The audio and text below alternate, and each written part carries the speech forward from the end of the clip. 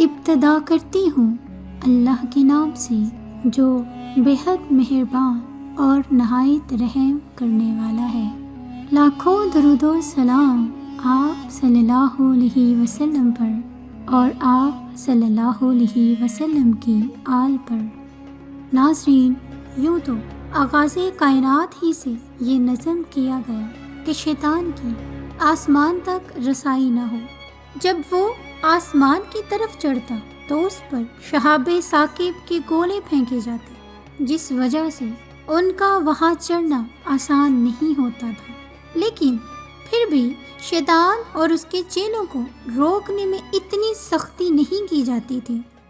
بعض جنات چوری چھپے کہیں بیٹھ کر عالم غیب کی باتیں سن لیا کرتے تھے، لیکن ان کو اندازہ ہوا کہ اللہ تعالیٰ کی طرف سے اب اس نظام کو اور سخت کر دیا گیا ہے۔ اب تو کسی طرح چوری چھپے بھی وہاں پہنچنے کی گنجائش نہیں ہے، یا یوں کہہ لیجیے کہ پہلے بھی شہاب ثاقب گرا کرتے تھے، لیکن ان سے شیطان کو بھگانے کا کام نہیں لیا جاتا تھا۔ لیکن اب ان سے یہ کام لیا جانے لگا۔ اس بدلتے ہوئے نظام کو دیکھ کر انہیں خیال آیا کہ شاید اللہ تعالیٰ کی طرف سے کوئی خاص بات آئی ہے، جب ہی تو عالم بالا کے نظام کی حفاظت بڑھا دی گئی ہے۔ چنانچہ انہوں نے اس کی کھوج میں زمین پر چکر لگانا شروع کیے، اور دیکھتے دکھاتے ان کا غسل اس مقام سے ہوا جہاں رسول اللہ صلی اللہ علیہ وسلم قرآن مجید کی تلاوت فرما رہے تھے۔ قرآن کی کشش، اس کی اثر انگیزی اور اس کے مضامین کی وجہ سے جنہوں نے فوراً اندازہ لگا لیا کہ یہ کوئی عام کلام نہیں ہے، بلکہ یہ کلام ربانی ہے، یہ اللہ تعالیٰ کی طرف سے نازل کیا گیا کلام ہے۔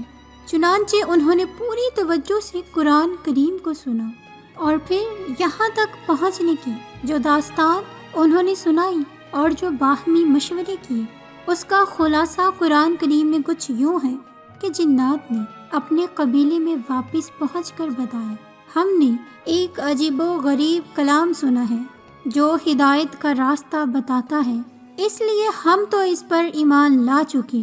ہم نے طے کر لیا کہ ہمیں شرک نہیں کرنا۔ چنانچہ عربوں کا طریقہ تھا، ان کا گزر کسی ویران وادی میں ہوتا یا ان کو وہاں پر رات بسر کرنا ہوتی تو وہ جناتوں کی پناہ کے کلمات دہرانے لگتے۔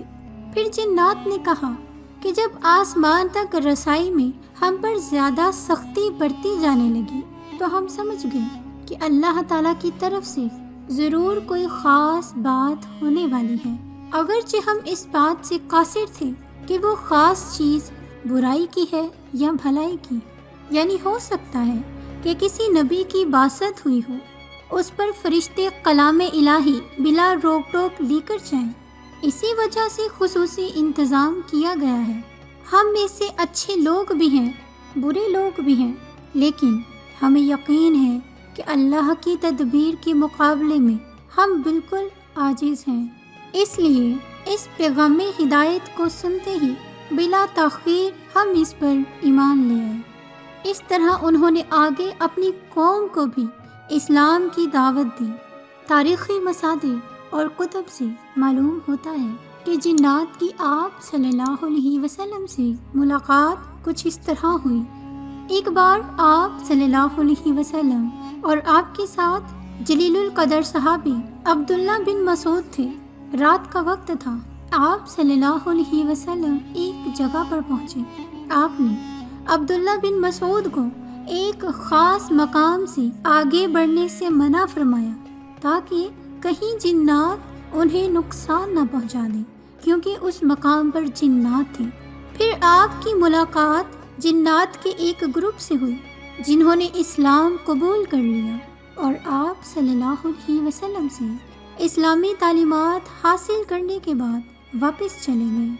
ناظرین، قرآن پاک کی سورہ جن وہیں اور اسی واقعے کے تناظر میں نازل ہوئی۔ اس واقعہ کے بعد اسی مناسبت سے وہاں ایک وسیع و عریض مسجد تعمیر کی گئی جسے مسجد الجن کا نام دیا گیا ہے۔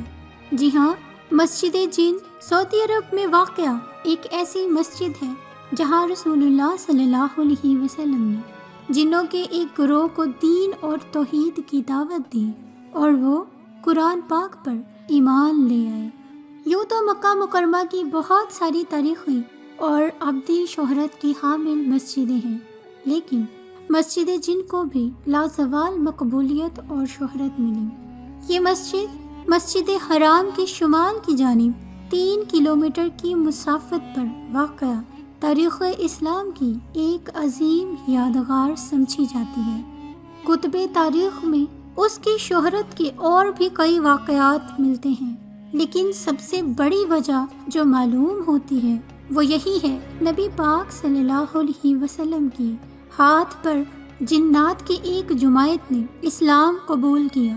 حرمین شریفین کی زیارت کا شرف حاصل کرنے والے مسجد جن کی زیارت بھی کرتے ہیں۔ ماہ سیام میں یہاں افطار کا خصوصی انتظام کیا جاتا ہے، جہاں دنیا بھر سے آئے زائرین اور معتمرین عقیدت و احترام کے ساتھ اس مسجد میں حاضر ہوتے ہیں، عبادت کرتے ہیں، افطار میں شرکت کرتے ہیں۔ زمانے کے ساتھ ساتھ مسجد کی تعمیر و مرمت کے دوران اس کے ڈیزائن بدلتے رہتے ہیں، مگر اس کے قیام کا واقعہ آج تک مسلمانوں کے دلوں میں تازہ ہے۔ میرے عزیز ناظرین، جنات کے قبول اسلام کا واقعہ سن کر یقیناً آپ کا بھی ایمان تازہ ہوا ہوگا۔ ہمیشہ کی طرح اس کے ساتھ ہی مجھے دے اجازت، اگلی ویڈیو تک دعاؤں میں یاد رکھیے گا۔ فی امان اللہ۔